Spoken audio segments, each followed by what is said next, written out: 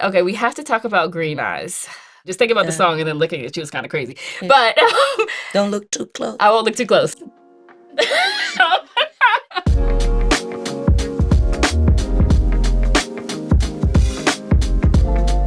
How did Erykah Badu avoid the sophomore jinx? Let's go back to the year 1997. Pop was at a peak, with groups like Spice Girls, Backstreet Boys, and Hanson topping the charts. Hip-hop was getting flashier thanks to Puff Daddy's Bad Boy records and hit singles including Mo Money, Mo Problems, I Had a Crush on Mace. And R&B was diverse and robust, with songs like No Diggity, No Doubt from Blackstreet and Honey by Mariah Carey hitting the Hot 100. And then there was Erykah Badu, a then 26-year-old Dallas, Texas native wearing a head wrap who was discovered and then signed by Kadar Massenberg. Baduizm, her debut, critically acclaimed album, was already made before she got signed. But once she released it in February 1997, she opened the floodgates, helping create a genre, neo-soul, a subset of R&B that focuses on classic soul music and its infusion with jazz, hip-hop, and gospel. So simply put, if you like Solange, Frank Ocean, SZA, Childish Gambino, Jhené Aiko, and many others, then you should be thanking Erykah Badu. She's influenced all of them. Baduizm earned Erykah 2 Grammys and was a commercial success, selling 159,000 copies in its first week. Shortly after her project was released, she found out she was pregnant with her then boyfriend Andre 3000 of Outkast.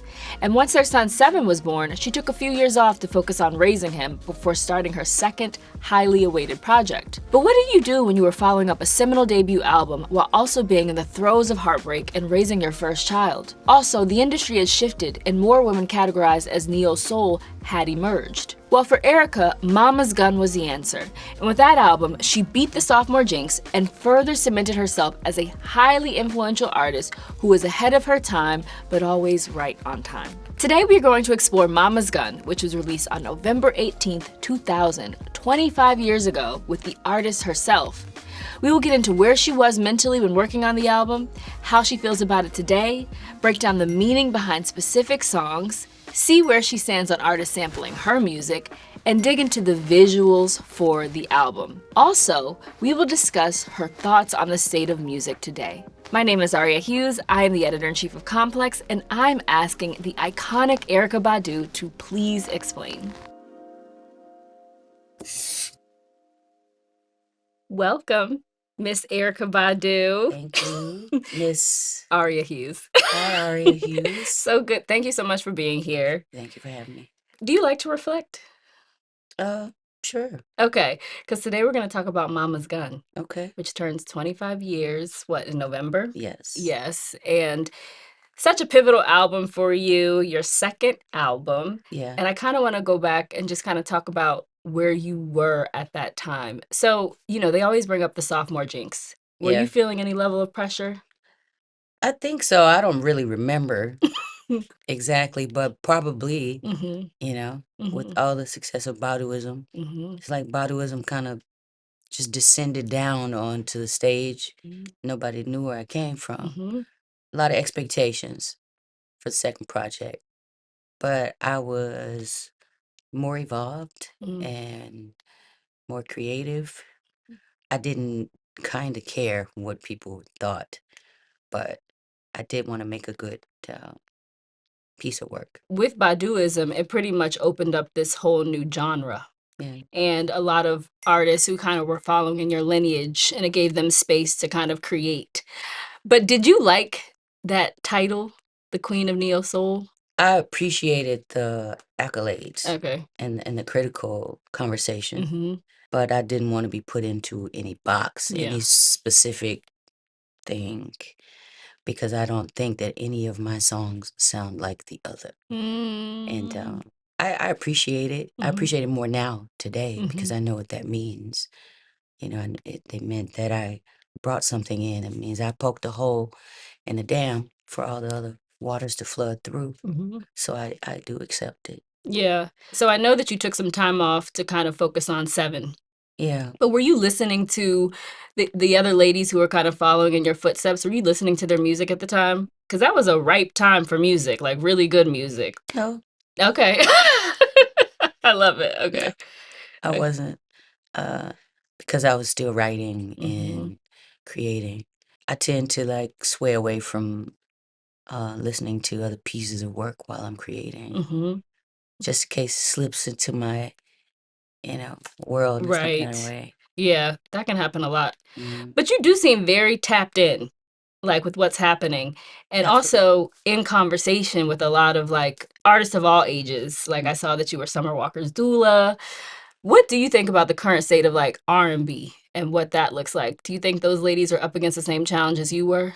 I think they have more challenges. Mm. Um, I had the pleasure of partnering with a record label that Mhm. had a machine that kind of pushed everything through their marketing departments and promotional departments, publicity departments. Mhm. So that kind of gives you a leg up.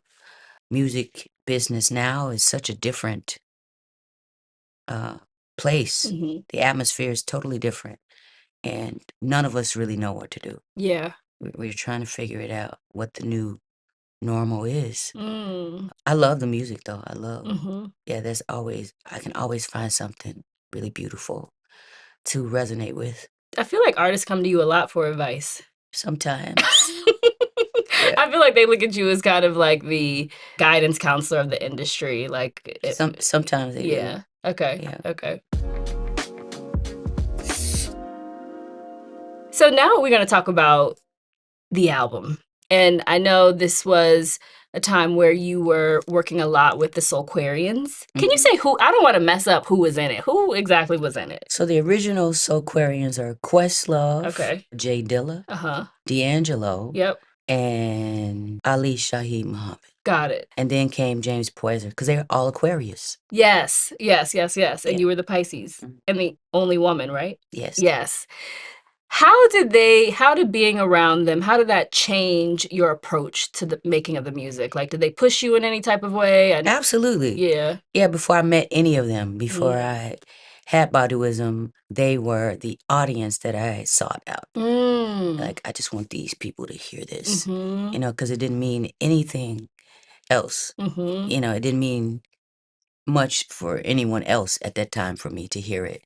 It meant a lot for them, those people, Mm. to hear it because Mhm. I admire them so much and continue to learn from them Mhm. and grow. So, yes, definitely pushed me. I think we push each other Yeah. in a certain type of way.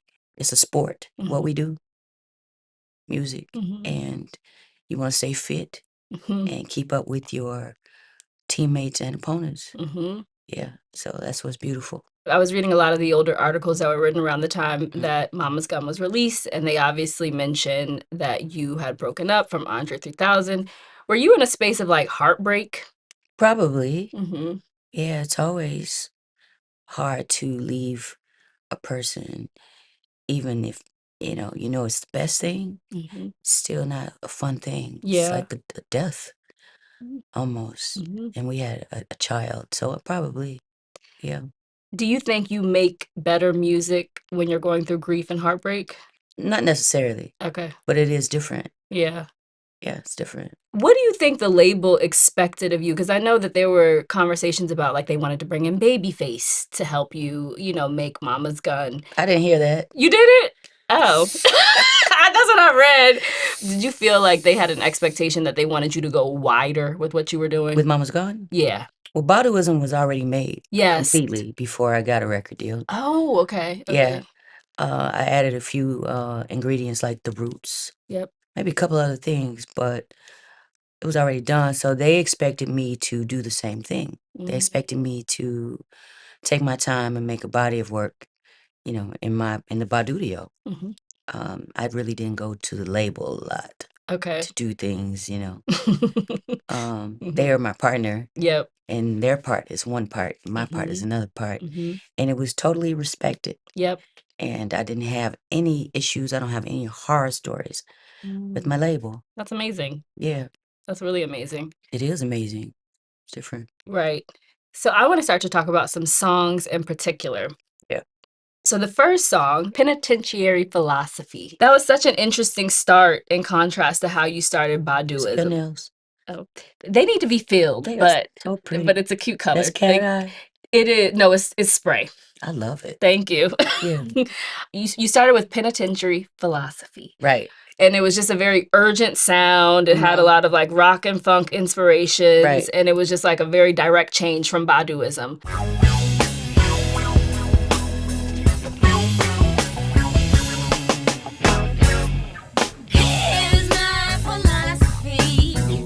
Why was it important for you to start it in that way?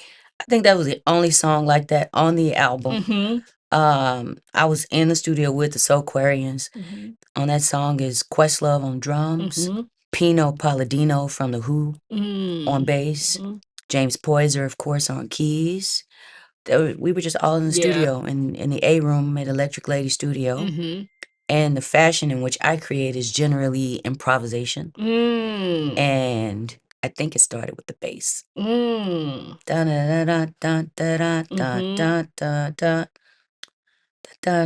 Yeah, so started with that. We're all in one room. Amir Questlove is behind a gobo, playing drums. I'm on the mic, just freestyling.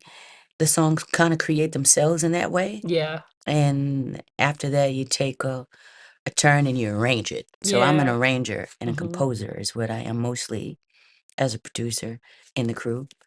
I remember arranging it and it felt really good. It just was great. I think I needed to get that out. That part of me, because that's a big part of me as well. Yeah, the funk aspect. Right.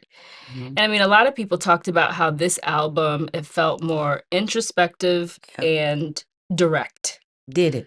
And and whereas with Baduizm, there was a lot of metaphors and wordplay, and this, it felt very, I guess, digestible in a way.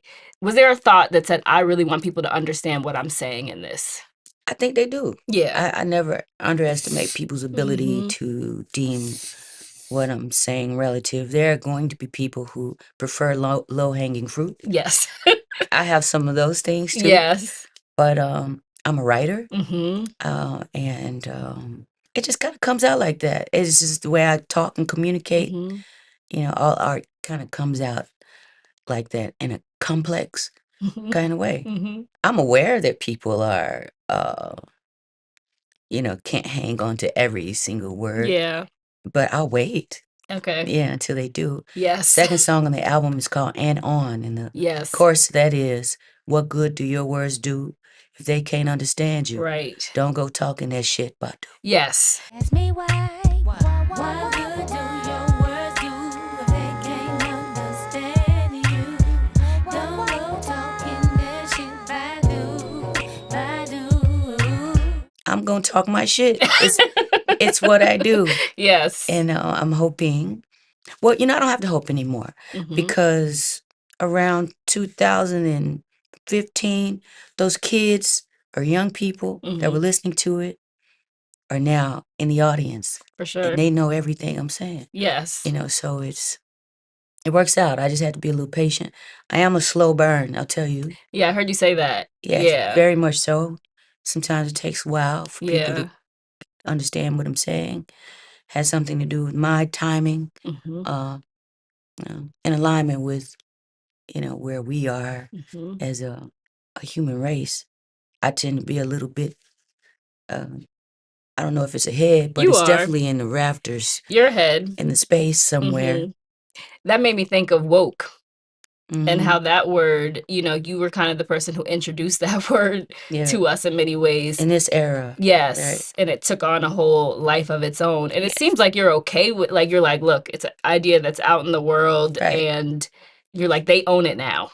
And you're fine with it. Well, I mean, it's a word. Yeah. And it doesn't belong to me. None of the music does. Once it's out, it doesn't belong to me anymore. But doesn't mean I have to remain silent about it. Yeah. I could explain. I could say, woke. I Stay Woke. The song was already in process when I walked in a session in Los Angeles, California, with Georgia Ann Muldrow, one of my heroes in music, and Sarah. Yeah. Legacy group from Sun Ra. Some of their parents were in the group with Sun Ra. So there's this really cosmic thing going on when I'm walking in. And they already saying, I stay woke. Yes. I just came on in with it. Yeah. Added my parts and the things I wanted to say. But Georgia Ann Muldrow, same tradition, freestyle. She was freestyle in those words. Those words meant a lot to her. And I'm sure if you ever interview her, she'll have a different story. Right. But what I understand woke to be is aware. Yeah. Awareness in all forms. You know, you're paying attention to how people feel. You're paying attention to the environment that you are contributing to.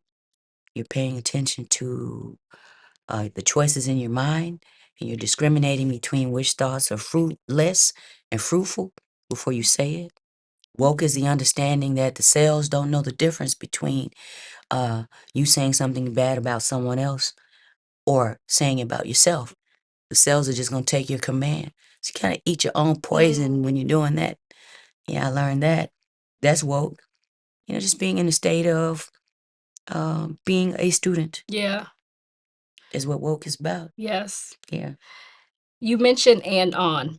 Mm-hmm. And I know in that song, basically you reference yourself as a gypsy, and it seems like it's in response to what Andre said in Rosa Parks. Right. Did you do that a lot that maybe we didn't even pick up on, like kind of responding to his work and your work? Not just his. Okay. But any of the heroes that I have. Okay.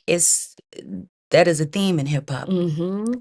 From 12 people sampling the same piece of music to give their interpretation. Right. And we are, as hip hop audience members, are listening for that. Mm-hmm. We're listening for wordplay and references. I started as an MC. Yes. As a writer before a singer. Yes. And yeah, words are important, and I do acknowledge, you know, when somebody says something really clever, Mm-hmm. and I can do something comparable to it, or translate it in some way. Yes, I do.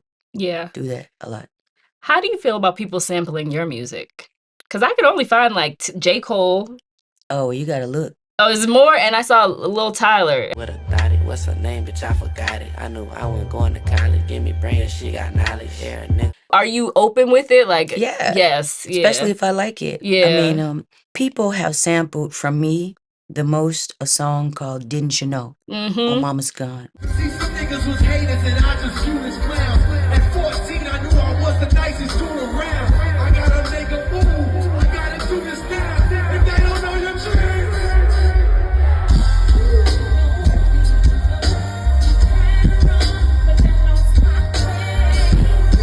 Sample was a record called Erykah Badu. That was the name of the group. And the song is called Soulflower. Right. And that was just lucky. I was at Jay Dilla's house in his basement, looking through his records and trying to find a song. Yeah. Sample. Just pull that thing out, wipe the dust off of it. I'd never seen it or heard of it. I don't think the world has ever heard it before. It was sampled, and Didn't You Know?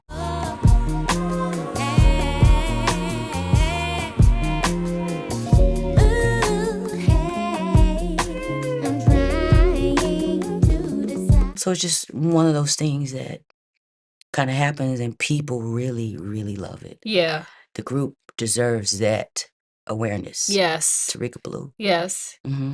Speaking of Jay Dilla, yeah, just like you said, he worked with you on Didn't You Know and Clever. Clever. When I fuss around, I'm clever. Always on your mind. And you're a producer. What did he teach? And Kiss Me on My Neck. Somebody to walk up behind me and kiss me on my neck. Yes. Oh, and Kiss Me on My Kiss Me on My Neck. What did he teach you? Like, what did you take away from him in the music making process? I started to use an MP sampler with him. Okay. Before I was using ASR 10 rack mount. Yep. And a little keyboard. But I started to use that drum machine with him, and I just used to watch everything he did. And I noticed a lot of times there's a way that you can program drums and you quantize them, and it puts it on the grid. It's just perfect on the grid, and you create a sequence with that. He used to do it like live all the way down to song, the way I play on stage. Right. So I learned that. I learned that he was who he was. No matter what he wore or said, he was just who he was. And very quiet person, very kind person. He wasn't for the long talking. And I learned how beneficial that could be. Yeah. In certain For places. sure. Yeah. Yeah, I learned a lot from Yeah. so many things. And now you're working with Alchemist. Yes. Okay, so when is y'all's album coming out? Do y'all have a date? It's coming out soon. Okay, soon. You hadn't made like a piece of work since 2015.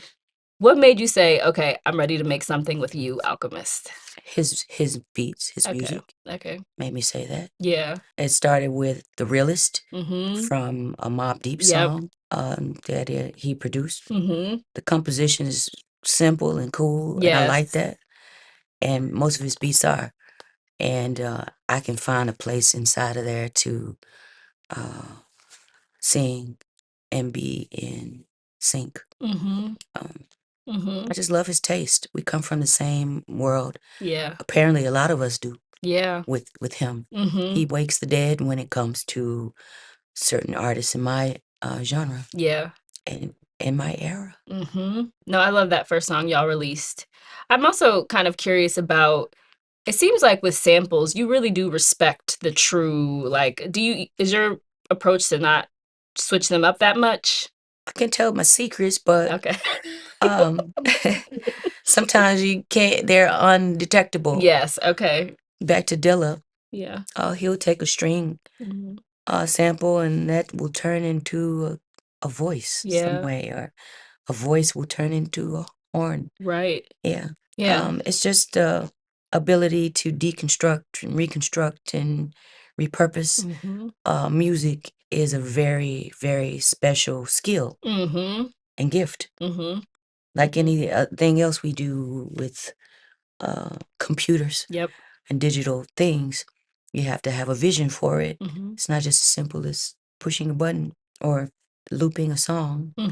You know, sometimes that's all it takes, depending on how great the composition is. But there's a lot that goes into it, and yes, I respect the art a lot. Yeah. Let's talk about Bag Lady, which was your first top 10 Billboard, correct? I don't know. Okay, I think it was. Possibly. But do you care? I mean, I know you don't, but do you care about commercial success? I do. Like, okay, you do. Oh, okay. Yeah, especially like as a musician or as an artist, I don't care about that. I just want to make music anywhere in the world at any time. That's why I work so hard to keep up this lifestyle because it allows me to do that. But as a musician in the sport, in the music business, yes, I'm on all of the things. Okay. I want the trophy. I want the ring. I want the, the 5 stars, all of that.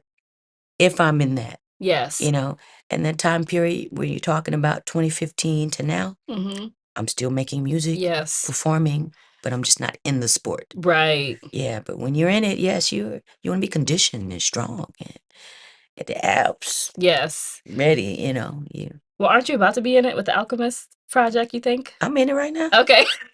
I'm at the interview. Okay, exactly. You're right. You're right. You are. You're in it. And okay, we have to talk about Green Eyes. Okay. Oh my gosh, I'm just thinking about it as I look at you. Just thinking about the song and then looking at you is kind of crazy. Yeah. But don't look too close. I won't look too close. But with Green Eyes, God, what a beautiful song.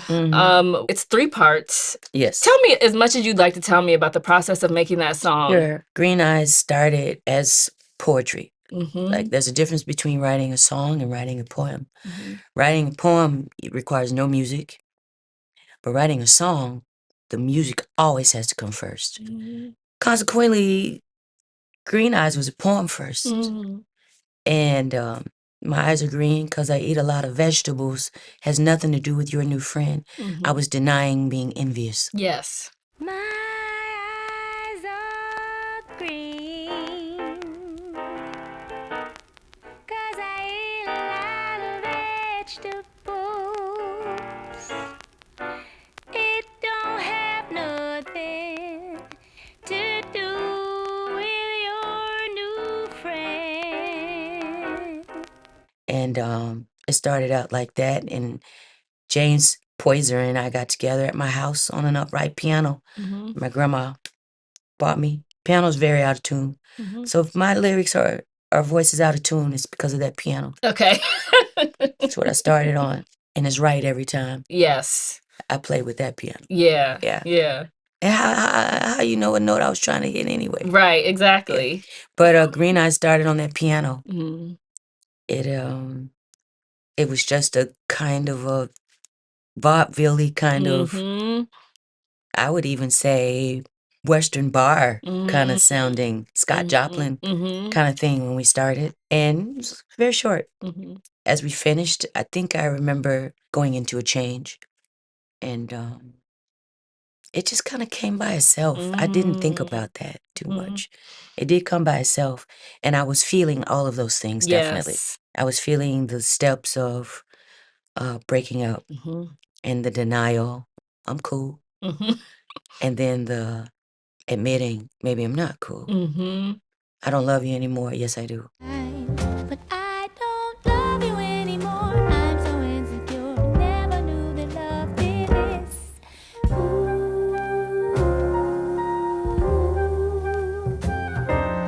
And the last part of it was the Spinning the block. the last part was just surrender. Yes. Okay. The surrender. Open my arms and you come back in.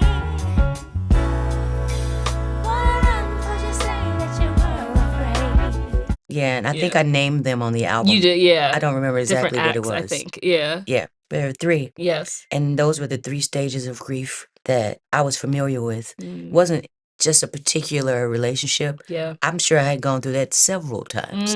But now I'm able to talk about it, Yeah. to communicate it, to express it. Yeah. One thing when I was listening to that song, I was just like, first off, it just hit those feelings in such a perfect way. Yeah. And then it also just made me think about social media and how artists express themselves today and how it seems like there's less expression in the music and maybe more expression on their social media account and like how they're feeling. And I'm just curious, how do you think you would have handled things if you grew up in this era? I don't know. I'm here. Yes. I'm still growing up in it. Yes, yeah. I would handle it how I'm handling it. Okay. My page is for me. Yep. It is so I look back and it's a diary of sorts. It's archived for me to look at and for me to share with others, to be inspired in some type of way or laugh. Definitely, I'm not trying to bring no bad news. Yeah. It's enough of that. Yeah. I'm not trying to be up to the minute with what's going on with the top stories in the Right. world. Everybody do that. So my page is where you want to go for art and creativity, whether it's in comedy or tragedy. Yeah. I want to show a video. It's the TikTok of you performing Green Eyes at a jazz festival. So I've watched this about 500 times.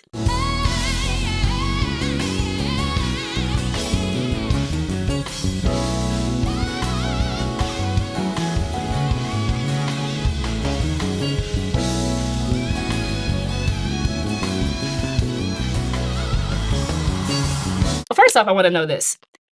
How do you feel about your voice today? I know earlier in your career, you were like, it's something that I've worked on. And you were like, but my origin is being a rapper, an artist. Right.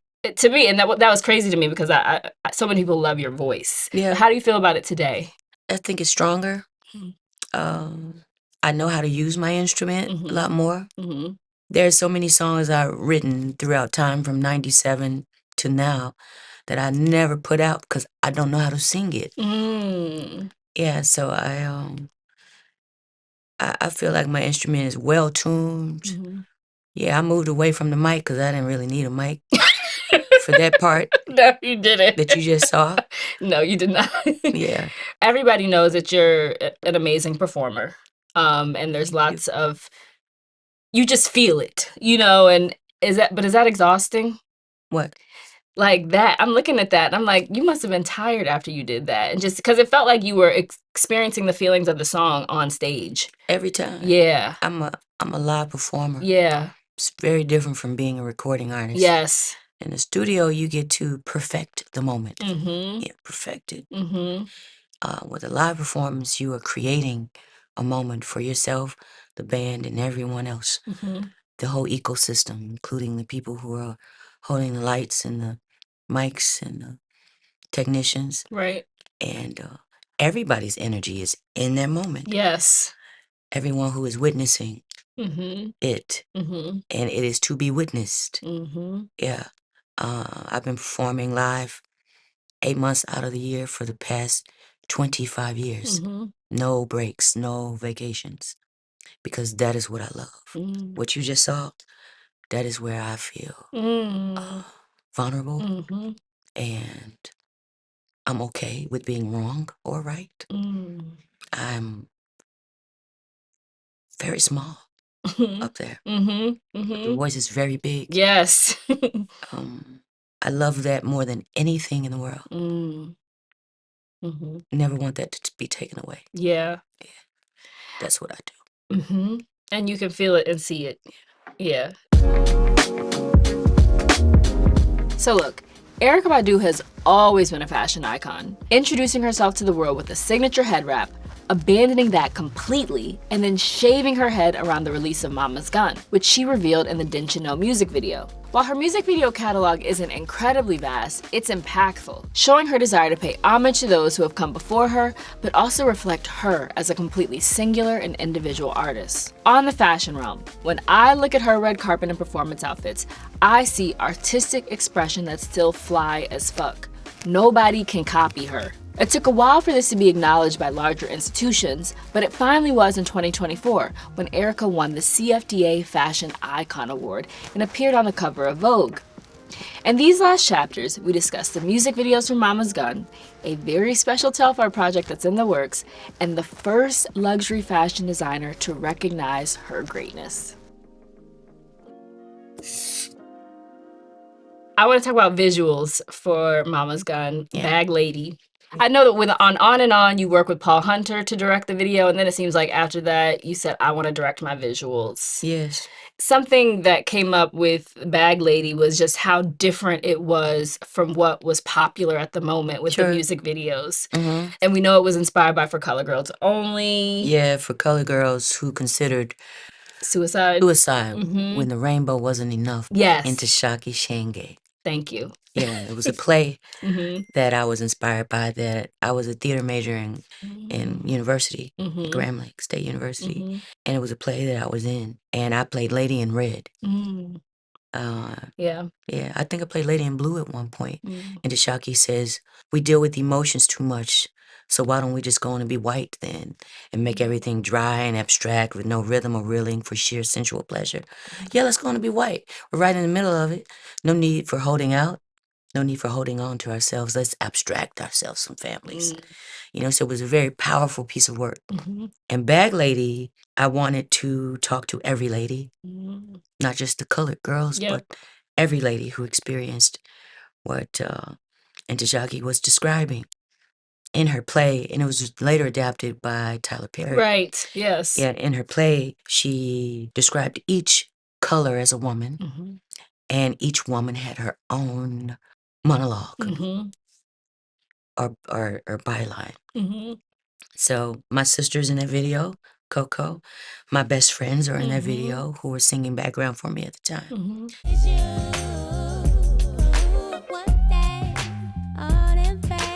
And I wrote out a treatment.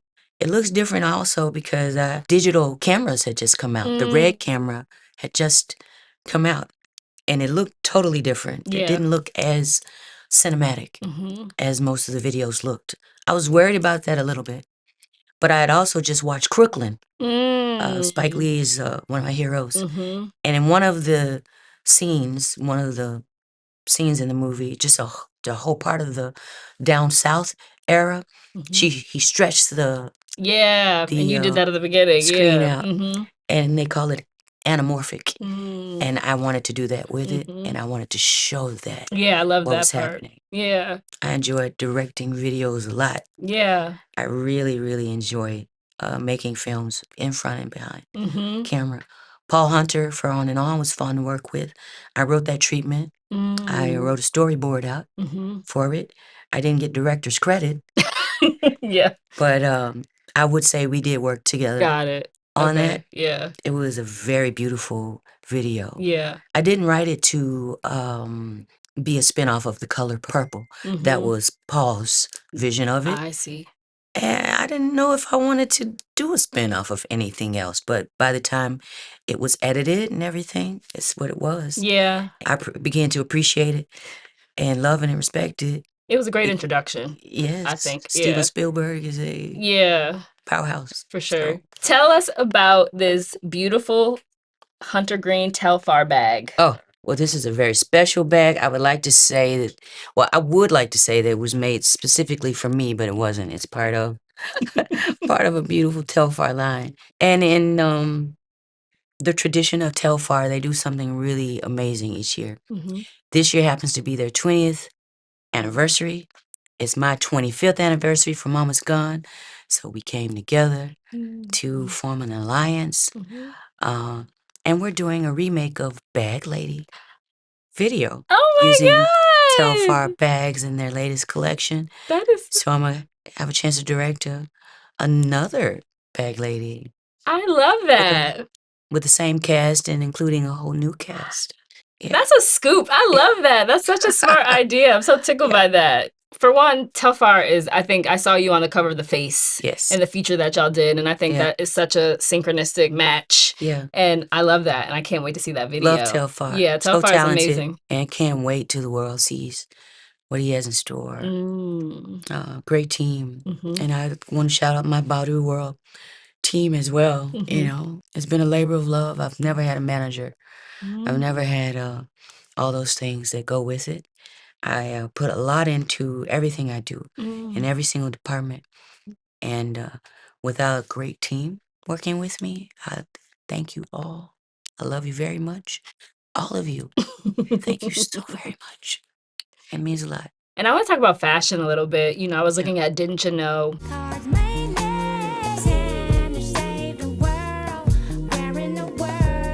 And I know you recently got the CFDA Icon Award. Brothers, can y'all dress? Well, I can. And that's why I am here. What was that, last year? Yes. Yes, congrats on that. And the Vogue cover. And obviously, you know, we've always seen you as incredibly fashionable and forward. But how did it feel to be recognized in that way? Good. Yeah. It felt so good. You know, This video's gorgeous too. I was so tickled. Yeah. This video also shows you coming out of the water and you've shaved your head. Yes. Was that a big deal for the industry for you to kind of remove your head wrap and have your shaved head? Was that for the industry? Not for the industry. I guess you... For women, maybe? For women, yes. I would say. Yeah. And for boys who felt that way too? Yeah. Yes. I think it's always liberating to do that. We're shaving away things that no longer evolve us in a way. People always joke about it. Oh, shit, somebody's shaving their head. They're going through something. But we are. We are going through something, and we're shedding things. Yeah. And it was a totally necessary thing for me at that time. Yes. And was Riccardo Tisci kind of the first designer who you felt like really luxury designer who really saw you and embraced you? He was one of the first. I would say Tom Ford. Okay. Was the first. Okay. Yeah, I was in a campaign for Tom Ford called White Patchouli, which was one of his really great fragrances. All of his fragrances smell like incense. So he told me that it made me think of him. He's also a Texas guy from Austin, Texas. Tom Ford is brilliant from his beginnings to his tenure at Gucci to his own adventure. I am a fan, and we are fans of one another. Yes. So I felt really honored to do that. I'd never considered doing that before till Tom. Yeah, because I was watching and it was saying you would wear a lot of Black designers. Absolutely. Yeah, when you were first starting out and didn't really dabble in the luxury space. Yeah, I didn't. First. Yeah. I didn't really know a lot about it, houses and things, but I knew what I liked. And most of the things I liked when they were luxury or designer would be from the same couple of designers. So there's definitely an aesthetic that I like. You know, I'm very much into shape and contour and texture. You know, Yes. functional art. Yes. And I love clothes that make music sounds. Yeah. What the hell? Wow. But this has been, I love it. Sound like a gospel song. Well, I'm over troubled water, and I'm glad. What do you think about the current state of rap? Because I know hip hop is something that is near and dear to you. I think this is the best year we've had. 2025 is turning out to be a year of the resurgence of hip hop. Yeah, there's been a lot of rap happening.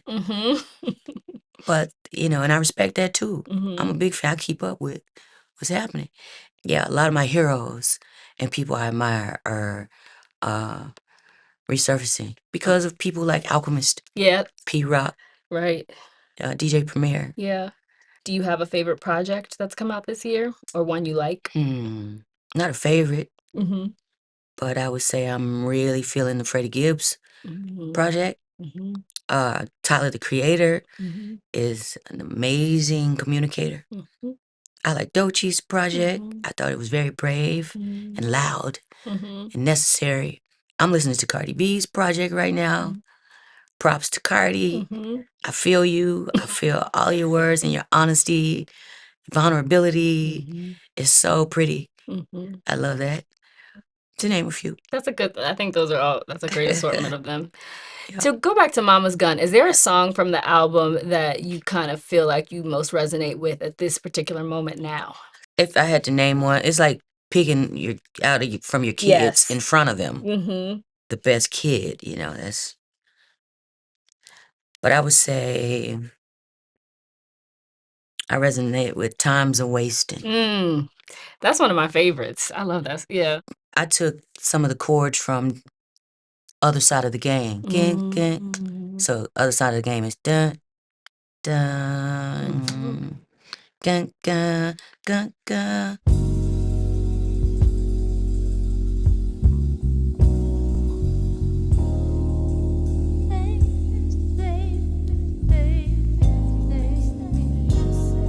And Times of Wasting is gun, gun, gun, gun, gun.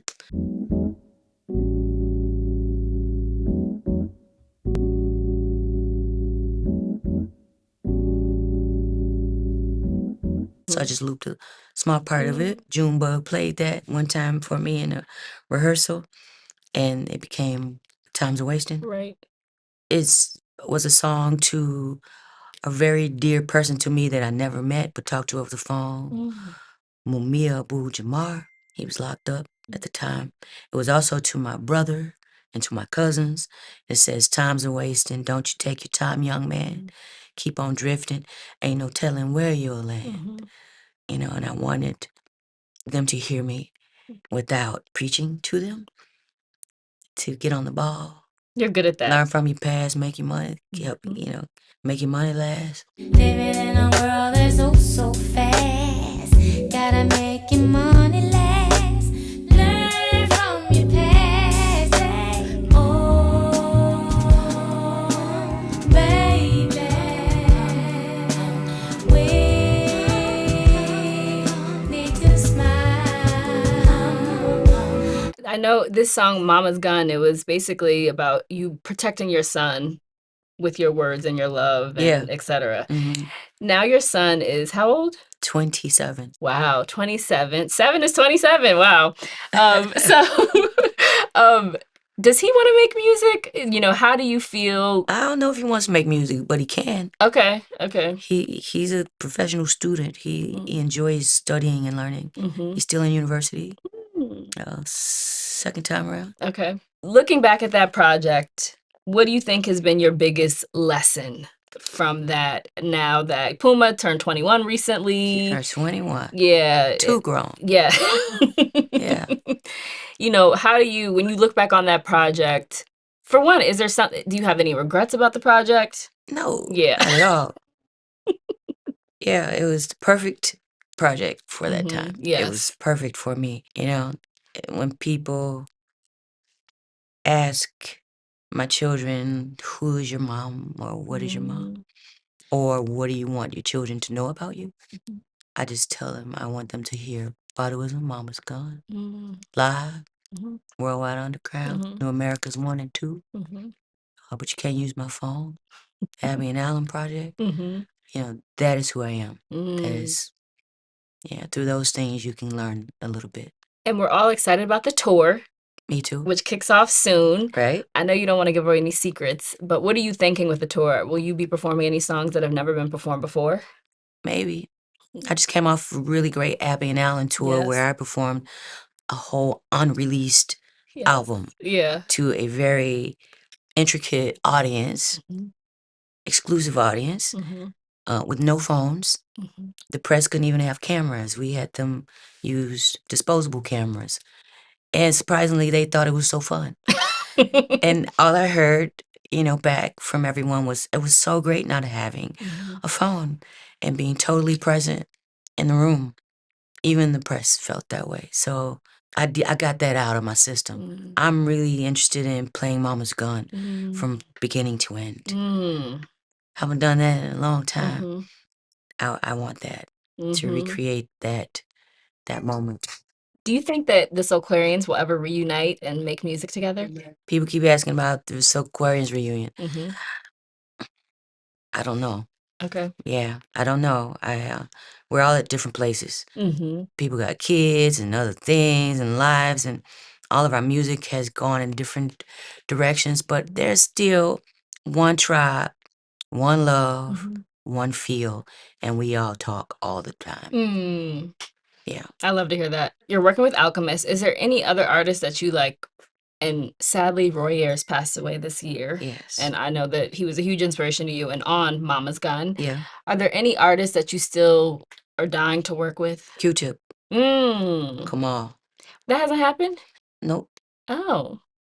I mean, I've been on their album, but I Yeah. want to make music with him. He's like one of the coolest producers I've ever met or ever seen or ever heard. See Midnight featuring Raphael Sadiq. Yeah. Kamal his beats stand out from everything and everyone's.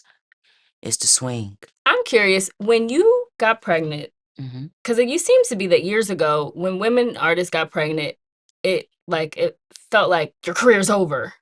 Is that how they treated it, or is that how it? No, not at all. Okay. I was pregnant in public as much as I could be, in the video, everywhere. Yes, you sure were. Yeah. Yeah. That wasn't common though, was it? What? Being publicly pregnant in that way. No, I mean, my best friend Joy Gilliam, Star Kitty, she was the first person I actually saw in a sheer thing, pregnant. The D'Angelo video. Yes, Yeah. and Lady. Yes. And we met that day. And she is one of my biggest influences as far as freedom and intelligence and nonconformity. So when I saw that, I was thinking like, oh, well, yeah, there's nothing to worry about. And I got pregnant March 1997. My first album came out February 1997. So I went through a whole year pregnant. The live album came out the same year, 1997, on November 18th, and Seven was born that day. Same day that album came out. Look at that. That's crazy. Yeah. It's crazy. Acting. I read, were you up for a role in Beloved? I don't think so. Okay. That I can know of. But was this, I know you did have some roles. Yes, I had some roles. Did you move away from it? Why? No. Okay. I'm just kind of stuck here. Okay. Touring, you know, because we don't make money anywhere else as an artist, a musician, but on the road. This is how we keep up our lifestyle, how we survive, basically. This is it. And I am just so fortunate to be able to maintain this, you know, not putting any albums out and still being able to perform 8 months out of each year. It's like the best blessing that I could have because it's my favorite thing. I put the most into that. Yeah. Yeah. I thank you so much for your time. Oh, man, thank you. Your for having- music has really been a balm for me and a lot of my friends. My mother's ringtone is Honey. It has been for about Hey. 10 Yeah, years. mama. My father's name is Tyrone. Okay. So it's just like you've been so ingrained A lot of in connections. yes, in our family and the music that we listen to in so many ways. Yeah. And I feel so grateful to be able to sit down with you and talk Yeah. about such a impactful, important project. Yes, and you're so very stunning and beautiful. Oh, you're so thank That's you. off the subject. Thank you. Beautiful. I appreciate beautiful that. face. Beautiful. One more thing. Okay. I do have Alchemist and I put out a song, of course, called Next to You. Mm-hmm. But we also put out a second song. It's called Echoes. Okay. It's on Amazon exclusively for a few months until the album comes out. Okay. We did a live stream on the 19th of June. Okay. I think it's still on YouTube. Okay. You can find it. But Echoes is a very important song to me, and I feel it will become very important to our generation. And I recommend that listen on Amazon. I'm going to go listen now. Yeah. Right after we leave. Yeah. Thank you.